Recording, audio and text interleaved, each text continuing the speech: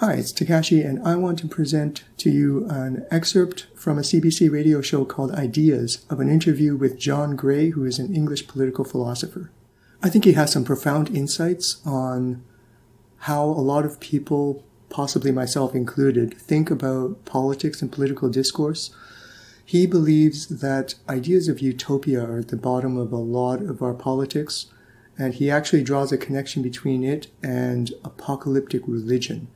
And he advocates what might be a slightly different spin on the idea of separation of church and state.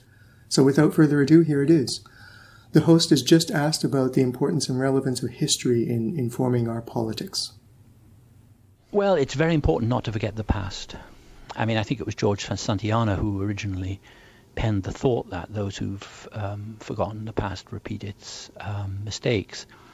And that's certainly true, and I think that's a particularly great danger now for all kinds of reasons, which is that we don't want people, large numbers of people don't want really to study the past. They think it's irrelevant, they think it's redundant, we've moved beyond it, we're in an entirely new period but we're not. First of all, we are the same human beings, basically unaltered, but with more power based on more knowledge than we ever were.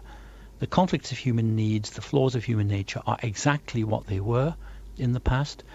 And all that's changed are the conditions in which they work themselves out. So we should be more cautious even than we were in the past, because the power we have of making big mistakes is greater than it was in the past.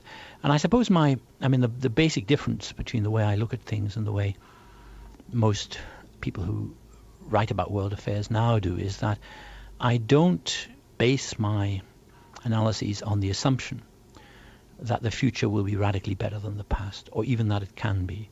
I base my analysis on the assumption, which I think is well-founded and realistic, that in ethical and political aspects it will be much the same.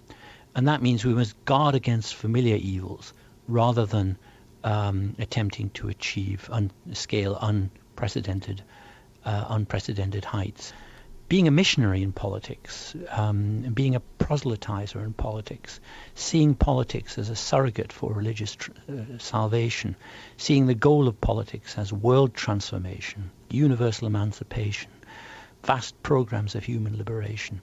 That's what I'm against. What I want instead is for the religious impulse to remain where it should be, which is in religious life, in the human heart, in temples and synagogues and churches and mosques and so on, and for politics to be seen as very important, but as an essentially unheroic activity which is at its best when it's engaged in the grubby business of seeking a reasonable modus vivendi among human beings who will always be imperfectible and often at odds.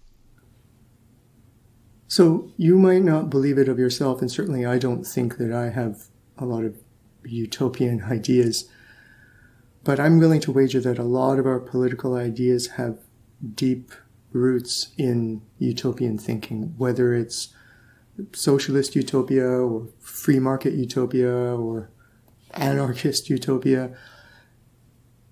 You can't necessarily separate the idea from the utopian roots, especially if you're talking with a lot of other people who have their own ideas. And I think this can, in part, explain some of the intense personal feelings and maybe some of the tenor of the conversation that a lot of people have when talking about politics. Because, after all, if you're reaching for utopia, it's utopia. It's an incalculable good. So if there's anybody who's getting in the way of us getting there, they must be committing an incalculable evil. Now, most people don't literally think about it in those terms, of course, but I do think that ideas of utopia form an underlying mythology that can subconsciously impact our thoughts and certainly influence our feelings. Anyway, something to think about. Thanks for watching.